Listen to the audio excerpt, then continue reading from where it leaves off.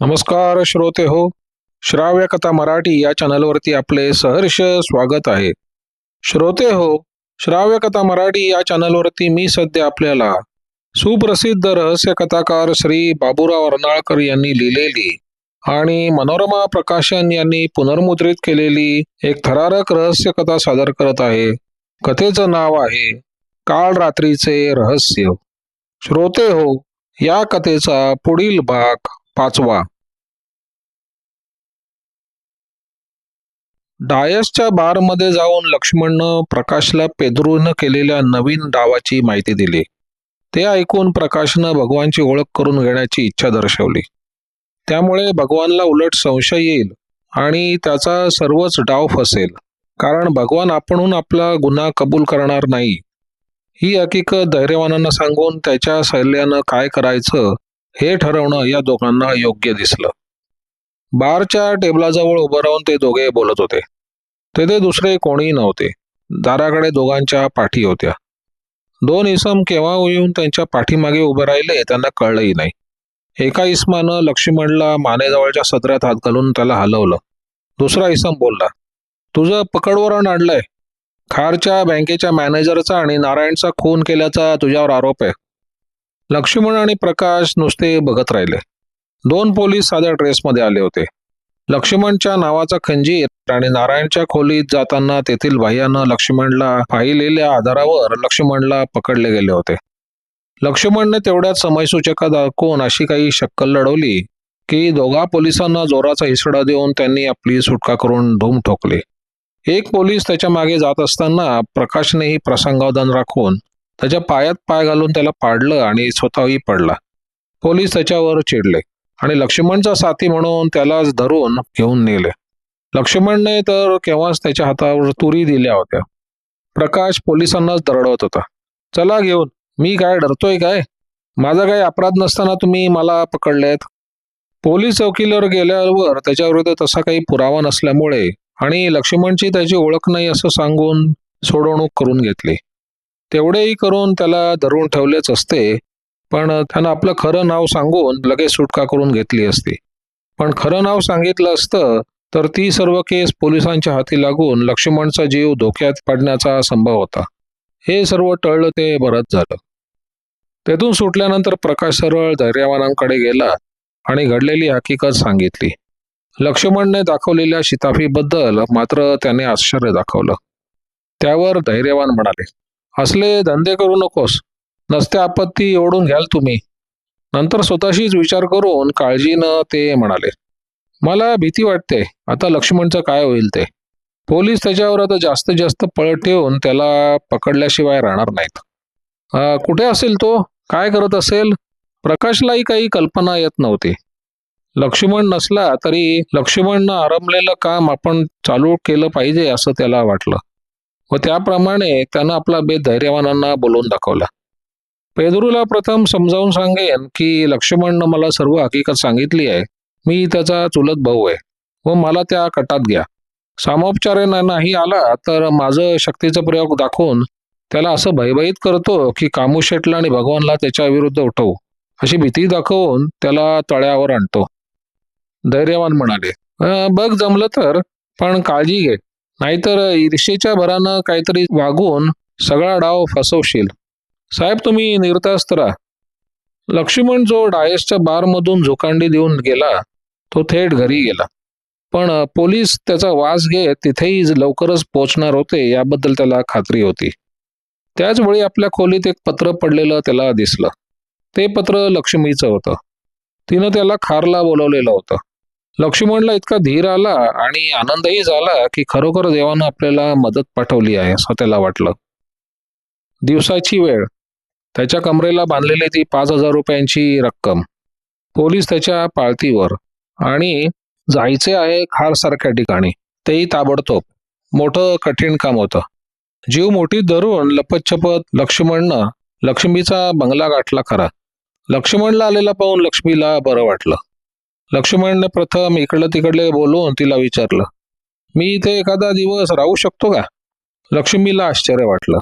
आपली याची विशेष ओळख नाही, आपण एकट्याच, तेव्हा राहा कसं सांगायचं हा प्रश्न तिच्या पुढे येऊन उभा राहिला. तिनं मुद्दाम निराळा प्रश्न केला. का? काय रजा वगैरे आहे की काय? लक्ष्मणने विचार केला आणि ठरवलं की लक्ष्मीला सर्व हकीकत सांगून टाकावी व तिच्या आश्रयाखाली लपून राहण्याची भीक मागावी. ती तिराईत तिला आपली हकीकत सांगण्यानं ही आपल्याला ठेवील का हाकलून देईल की आपल्याला सहानुभूती दाखवेल या प्रश्नाचा त्यानं विचार केला नाही. प्रथम मला आता कुठेतरी दडवा. पोलीस माझ्या पाळतीवर आहेत. मी तुम्हाला हकीकत सांगतो. लक्ष्मी त्याच्याकडे वेड्यासारखी बघू लागली. पण गडबडीनं त्याला आत 2 खोल्यात सोडून कपाटामागील एक जागा दाखवली. आता तुम्ही इथे बसा आणि माझी हकीकत ऐका. लक्ष्मणनं प्रथमपासून आपल्या आयुष्याचा पाढा वाचला. हकीकत सांगताना आपण कसे निरपराधी होतो आणि गुन्ह्यामध्ये कसे सापडलो, आपण कसे वाईट मार्गाला लागलो, सगळ्या सर्वांचा दोष तो आपल्यावरच कसा ठेवीत होता, सत्य मार्गाने जाण्याची त्याची कशी इच्छा होती व धैर्यवानांनी मदत करण्याचे कसे कबूल केले होते हे सांगण्यास तो विसरला नाही. लक्ष्मीला त्याच्या बोलण्यात सत्यता तर वाटलीच, पण त्याच्याविषयी कीव उत्पन्न झाली. तिला वाईट वाटले. लक्ष्मण काकुळतीने म्हणाला, अशा परिस्थितीत मला दुसरीकडे कुठेही आधार नाही, म्हणून मी तुमच्याजवळ भीक मागत आहे. फक्त 2-3 दिवस, पण मी नंतर कुठेतरी सोय पाहीन. नाहीतर इथे राहून माझ्यासोबत तुम्हालाही पोलिसांच्या खटल्यात कशाला फशी पाडू? असं कसं काय म्हणता? संकटातून मला वाचवताना तुम्ही मागला पुढला विचार केला होता का? माझी गोष्ट वेगळी आणि तुमची गोष्ट वेगळी. मी पुरुष आहे, तुम्ही स्त्री आहात. त्यात एक मी मवाली आणि तुम्ही सभ्य स्त्री. माझ्याबरोबर तुमच्या अंगावर शिंतोडे उडायला नको. एवढंच काय, मला सहाय्य दिल्यानंतर पोलीस तुम्हाला पकडतील. शिक्षा झाल्यास मी वाटेल तशी सहन करीन, पण तुम्हाला विनाकारण ते भोगावं लागेल. लक्ष्मणचे ते बोल तिच्या हृदयात जाऊन भिनले. तिचे मन तिला सांगत होते की लक्ष्मण हा खरोखरीच खुनी मवाली नसून एक सभ्य माणूस आहे, पण परिस्थितीमुळे तो गुरफटलेला व अशा माणसाला आपण मदत करणं हे आपलं कर्तव्य आहे. ती शांतपणे म्हणाली, माझा विचार मी करीन. सध्या तुम्ही इथे बसून राहा. तुम्हाला खायला ठेवते आणि मी लगेच डिटेक्टिव्ह धैर्यवानांकडे जाते. मलाही अशा माणसाकडे जायचेच होते. पण तुम्ही एकट्या कुठे जाणार? त्याला काय झालं? मला जरा धीट झालंच पाहिजे. शिवाय धैर्यवान तुमच्याविषयी काळजी करत असतील. त्यांना लवकरच तुमची माहिती सांगितली पाहिजे, म्हणजे ते ताबडतोब तुमच्या सोडवणुकीची तयारी करतील. लक्ष्मी आपल्याविषयी एवढी दया दाखवेल आणि आपल्याला अशा रीतीने मदत करील असं लक्ष्मणला वाटलं नव्हतं. त्यामुळे तिचं बोलणं ऐकून त्याला तिच्याविषयी आदर वाटला. त्यानं पुन्हा लक्ष्मीला सांगितलं, तुम्ही एकट्या जाऊ नका. लक्ष्मणची नीट व्यवस्था करून आणि ब्लॉकला बाहेर कुलूप लावून लक्ष्मी धैर्यवानांना भेटायला गेली. लक्ष्मणने तिला कसं जायचं आणि धैर्यवानांची जागा कशी शोधायची हे सांगितलं होतं. धैर्यवानांनी लक्ष्मीचं स्वागत केलं आणि मोठ्या आनंदाने तिची हकीकत ऐकून घेतली. आपल्या काकांचा आणि कामूशेठचा कसा संबंध होता, आपले वडील मेल्याची वार्ता उठवून ते कसे मुंबईत आले, कामूशेठला संशय यायला नको म्हणून वडील कामूशेठला कसे भेटले नाहीत, बँकेच्या मॅनेजरचा खून झाल्यावर वडिलांनी आपला पैसा बँकेत ठेवून त्या माहितीमुळे तरी कामूशेठ वडिलांना शोधायला येईल अशी आशा करूनही तो कसा आला नाही, काकाच्या मृत्यूच्या बाबतीत कामूशेठनं काही एक न करता कसे मुद्दामून विसरून टाकण्याचा प्रयत्न केला, आपल्या वडिलांना कसं वाईट वाटत होतं वगैरे हकीकत तिनं सांगितली. शेवटी म्हणाली, मला वाटतं कामूशेठला माहिती आहे की माझ्या बाबांना कामूशेठ व काका यांचे विशेष संबंध ठाऊक नाहीत. त्याला वाटत असलं पाहिजे की आम्ही ते सर्व जाणून आहोत आणि म्हणूनच तो माझ्या बाबांना भेटला नसेल. कामूशेठ जर इतका नीच आहे तर त्यालाच मारून टाकल्यास बरं नाही का? धैर्यवानांना तिच्या धडाडीचं आणि साहसाचं आश्चर्य वाटलं, पण त्याला आळं घालणं योग्य म्हणून ते बोलले, छे छे, त्यामुळे तुझे वडील अधिक धोक्यात पडतील आणि तू त्या कामूशेठच्या वाटेला जाऊ नकोस. तुला वाटतो तेवढा तो सरळ माणूस नाही. लक्ष्मणची हकीकत तिनं सांगितली. धैर्यवानांना लक्ष्मणविषयी तिचं काय मत आहे हे आजमावून बघायचं होतं. त्या दृष्टीनं त्यांनी प्रश्न विचारला.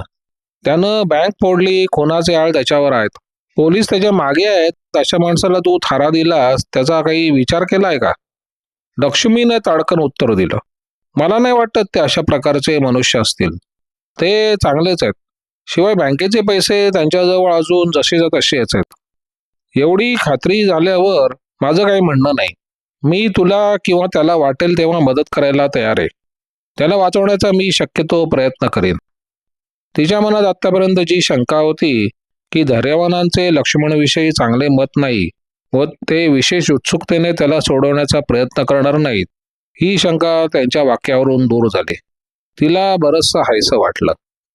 प्रकाशनं ठरल्याप्रमाणे पेद्रोला भेटून आपण कोण आणि कशाकरता आलो हे सांगितलं आणि भगवानचा पत्ता विचारला. पेद्रोनं डायसला फोन करून विचारलं की महादू प्रकाश खराच लक्ष्मणचा चुलत भाऊ आहे किंवा नाही आणि तो कसा आहे.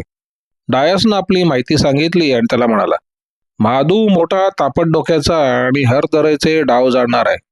पेद्रू प्रथम प्रकाशला मदत करायला तयार होईना. प्रकाशनं प्रथमपासूनच आपली भूमिका उर्मट तापट सडेतोड अशी ठेवली होती. त्याचे तावातावाचे बोलणे ऐकून पेद्रूचा एक मवाली धावत आला. प्रकाशची पाठ त्याच्याकडे होती, तरी शिताफीनं नकळत वळून त्याच्यावर उडी घालून त्याचा खंजीर हिसकावून घेऊन त्याला खाली पाडून चेचून सोडून दिले. हे पाहून पेद्रू मनात म्हणाला, ही व्यक्ती अवलिया दिसते आणि त्याच्याशी जपून वागले पाहिजे. त्यावर आणखीन पेद्रूवर जरब बसवण्यासाठी प्रकाश त्याच्याजवळ येऊन म्हणाला, माझे शक्तीचे प्रयोग दाखवू काय अजून? आणि हा खंजीर कुठला? पोलिसांना कळवू की काय? पेद्रूला आता प्रकाशची भीती वाटू लागली. कसं तरी करून ती ब्याद मिटवावी म्हणून भगवानचा पत्ता सांगून त्यानं त्याला तिथून घालवलं. प्रकाश गेल्यावर आपल्या हेरांमार्फत भगवानला चिठ्ठी पाठवून महादू येत असल्याबद्दल आगाऊ कळवून ठेवले. प्रकाश भगवानच्या खोलीवर गेला. भगवान कॉटवर पडून राहिला होता. खोलीत विशेष सामान वगैरे नव्हते. एक दोन भारी कपड्याचे जोड, ॲल्युमिनियम पाण्याचे भांडे वगैरे वगैरे. गेल्याबरोबर प्रकाशनं भगवानला एक प्रश्न विचारून आश्चर्यचकित केले. पेद्रूनं तुला निरोप पाठवला ना? कपाळावर आटी घालून आणि संतापाचा आवडून प्रकाश पुढे बोलला, मी पेद्रूला काय ओळखत नाही काय? मित्र सांगून गळा कापणारा खाटीक येतो. पण लक्षात ठेव, माझ्या अंगाला हात लावशील तर तुझी गैर राहणार नाही. नंतर त्यानं भगवानला आपला कट सांगितला व त्यात सामील होण्यास बोलला. लक्ष्मणच्या ऐवजी बँकेच्या कटात तो होता असं कामूशेठकडे त्याला घेऊन जाऊन सांगायचं हा त्याचा इरादा होता. भगवान काही कमी दर्जाचा मवारी नव्हता. तो प्रकाशचं म्हणणं ऐकायला तयार होईना. कोण तिराईत मनुष्य येऊन आपल्याला दम देऊन कटात सामील करून घेतो यावर विश्वास तो ठेवायला तयार नव्हता. प्रकाशनं दुसरा मार्ग काढला. विडी देतोस की नाही? तो मुद्दाहून ओरडला.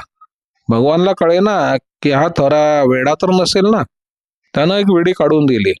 त्याच्याजवळच्या काड्याच्या पेटीनं विडी शिलकावून परत पेटी त्याच्या अंगावर फेकून एक दोन झुरके घेत डोळे बारीक करत प्रकाश म्हणाला, तू नारायणचा खून केलास. भगवान उठून बसला आणि त्याच्याकडे डोळे फाडून बघू लागला. संतापून म्हणाला, मगासपासून तुझी बडबड ऐकून घेतली. वाटेल ते आळ माझ्यावरती घालतोस की काय? वाटेल ते नाहीतर काय? कशावरून म्हणतोस ते? भगवानला चिडवण्याच्या हेतून प्रकाश स्मित करत म्हणाला, मी ते का सांगू? भगवान आतल्या जळफळत होता. काय करावं ते त्याला सुचेना. प्रकाशनं बघितलं की आपण जो डोस दिला त्याचा परिणाम झालाय. तो विषय मुद्दामून सोडून टाकला. तो म्हणाला, तू कामूशेठकडे मला घेऊन जात नसशील तर मी जाईन. मला कामूशेठकडून 25,000 मिळाले म्हणजे मी गप्प बसेन. तुला वाटत असेल कामूशेठकडून तुलाच पैसा मिळवता येईल म्हणून, आणि पेद्रूला वाटत असेल की आपण कामूशेठचा बार आपल्या नावावर करून घेऊ. पेद्रू किती हलकट आहे याची तुला कल्पना दिसत नाही. तो तुझाही गळा कापेल आणि माझाही, आणि आपला डाव परस्पर साधून घेईल. शिवाय तुझं तोंड बंद करण्याकरता कामूशेठही तुला खलास करायला टपलाय, हे ध्यानात ठेव. त्याला जेव्हा कळेल या कटात तुझ्याबरोबर मी आहे तेव्हा तुला एकट्याला खलास करून भागणार नाही. म्हणून मी म्हणतो आपण दोघंजण कामूशेठकडे जाऊ. ही विचारसरणी भगवानला पटली. पेद्रू व कामूशेठच्या मतलबाची त्याला विशेष कल्पना नव्हती. जरा त्याला तसा संशय आला होता. भगवान त्यावर आणखी एक कारण म्हणजे महादूच्या प्रकाशच्या हातात आपलं नाक सापडलं होतं. पेद्रूकडे भेटायचं ठरवून प्रकाश निघून गेला. डाव तर बरोबर रंगला गेला, पण त्याबरोबर धैर्यवानांचा सल्ला घेणं प्रकाशला रास्त वाटलं.